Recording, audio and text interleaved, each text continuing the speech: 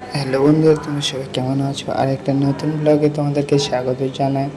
এবং আজকের এই যে আমাদের মাছ ভাজা হচ্ছে এবং এটা দিয়ে একটা মাছের কালিয়া তৈরি হবে, কাতলা মাছের কালিয়া। এবং আমাদের রেসিপি করছে এই দাদা, এবং খুব ভালো একটা রান্না করে। এবং যেহেতু অনেক দিন ধরে আছে, কাজের অভিজ্ঞতাও প্রচুর, তার জন্য টমেটো কেটে নিয়েছি। টমেটো হালকার উপর দিয়ে যে মাছের একটা কালিয়া তৈরি করবে। এবং সেই কালিয়া তৈরি করার পরে তারপর আমরা একটা চলে এসেছি চাইনিজ একটা খাবার নিয়ে। এবং এটাও খুব সুস্বাদু খাবার এবং খাবারের টেস্ট প্রচুর আছে এবং দেখার মতো।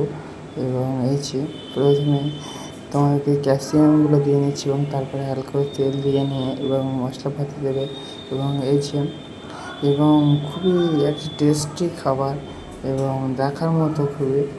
তার জন্য তোমাদের ভিডিওগুলো কেমন লাগে সেটা কমেন্টে বলবে। এবং যেহেতু আমি রেস্টুরেন্টে কাজে আছি, তাই রেস্টুরেন্টে ভিডিও তোমরা এখন থেকে পাবে এবং বাইরে গেলে